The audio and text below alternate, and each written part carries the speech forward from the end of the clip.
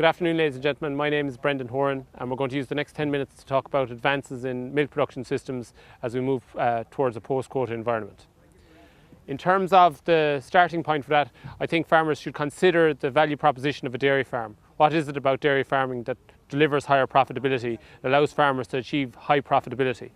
And to that end, this objective seems to be most appropriate. Higher profit dairy farmers achieve high profits by increasing milk solids production from grazed grass and producing the maximum amount of milk solids from the available supply of feed on the dairy farm. Effectively, the value proposition for a dairy farm is to use a high profitability dairy herd to convert the maximum amount of grass grown on farm to milk solids or product. And that's effectively how dairy farmers make the vast amount of profitability, the maximum amount of profitability. I can back that up when we look at the profit monitor information, and that information shows us that the average profit monitor in 2010 had gross output figures of 31 cent a litre and a profit before labour of 12.4 cent a litre. After labour, the overall profitability was 6.4 cent a litre. What's more interesting than actually that is if we look at the top profit farmers, or the top 10%, the top 10% of farmers on profit monitor increased total profitability by 7.4 cent a litre. And they've achieved the main advantages that they identified to achieve this additional profitability was they increased the value of their output by having higher quality animals, higher EBI animals, higher fat and protein composition in their milk. They also reduced their feed costs by 1 cent a litre, using more grazed grass in the diet and less purchased feeds. And they also reduced machinery charges by turning more grass from the grazed form using a dairy herd into milk. So they support my theory that grazing pastures with dairy cows is the most profitable way for Irish farmers to increase profitability post-quotas. In terms of a dairy farmer today looking at this figure, how can I achieve this extra 7.5 cent a litre? Well, to me there's three things that are crucially important. The first one of those is to increase the total amount of pasture produced on farm.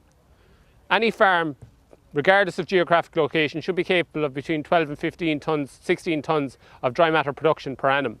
And that can be achieved using three things. The first one is, firstly, don't underestimate the management influence on grass growth.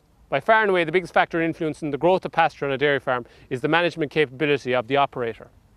The second significant factor is soil fertility.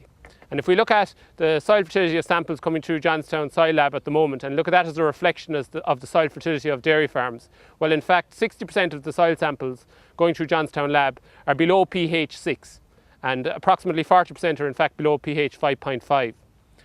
50% of all samples going through the lab from dairy farms are either P or K index 1 or 2. These are suboptimal in terms of growing pasture and are likely to result in weed grasses, in low productivity from fertiliser applied and relatively poor overall grass growth. The final aspect of it, weekly measurement and management to increase grass growth, having the right soil fertility, and finally using reseeding to drive extra productivity from the farm, identifying the lower performing pastures and reseeding them. That's going to be the third aspect of delivering this 12 to 16 tonne dry matter per hectare target. The second aspect of the overall production system needs to change is the genetic potential, breed improvement. We know now clearly that higher EBI animals are more productive, they're more fertile, they have higher body condition score, they're more comfortable in grazing systems and they're more profitable for dairy farmers. The average EBI in the country, of course, at the moment is €65 and the average fertility sum index is 25. So increasing overall EBI will allow farmers to transfer more of this grazed grass into form of product. Again, back to the profit motive.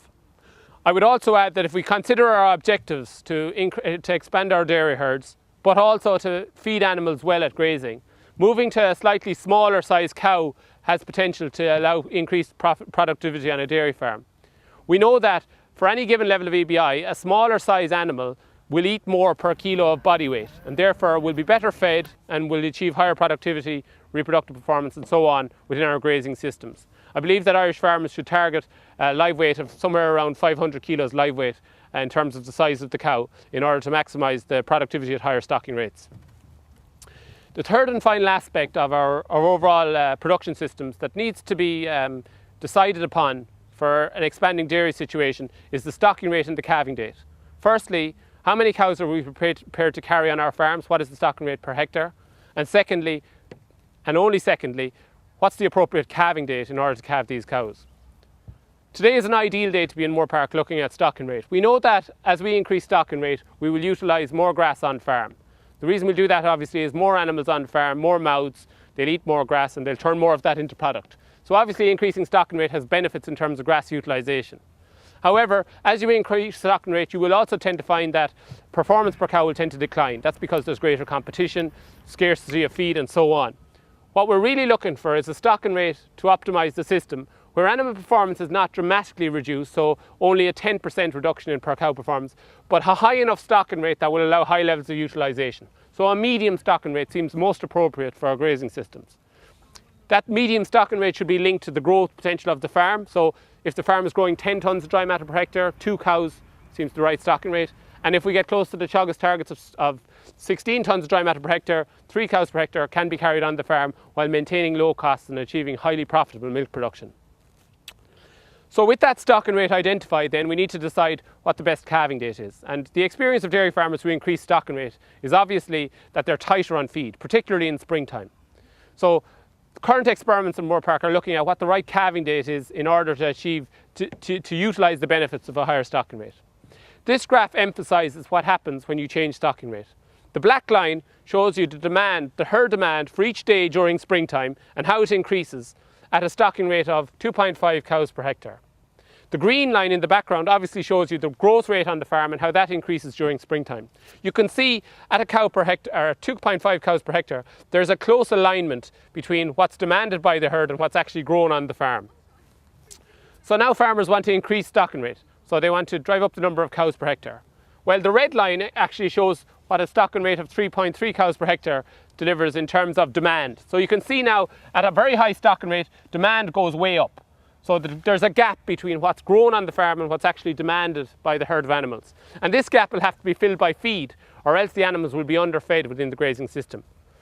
So what we're doing is we're delaying calving date from this value here at high stocking rates, which is the 10th of February mean calving date. We're delaying that to the 25th of February. And that's allowing us to achieve multiple benefits. It allows us to get good alignment between stocking rate and demand early in the season so we can feed our animals well. But it's also allowing us, with our high stocking rate, to utilise a lot of grass during the main season when growth rates are higher. So therefore we can achieve very high levels of productivity during the main season. So I would say that Irish dairy farmers should increase stocking rate to a point of approximately 3 cows per hectare, growing 16 tonnes per hectare on the farm, and with a mean calving date somewhere around the 20th to the 25th of February as the optimum. If they achieve these objectives, what will happen on farm is you'll see this type of a curve in terms of milk production. The milk production delivered during the main season will increase right through the middle of the curve. So farmers will supply much more milk during the main growing season when growth rates are high. And that's really the most profitable milk for dairy farmers. Milk produced from high growth rates during mid-season. So driving up stocking rate allows you to do this. Obviously, because with high stocking rates you're limited on feed, you will not get extra milk production in spring or in autumn to a great degree because you're limited on feed. So the overall benefits of the higher stocking rate really occur when growth rates are high, and that's really what we have to target. So to summarise then, my main points are to take away messages from this presentation. Firstly, in terms of our model of expansion, farmers need to use more grass produced on farm to carry more animals to produce more milk profitably on dairy farms. And that's the model of expansion that we have to adopt. So cost efficiency must be maintained while increasing operational scale.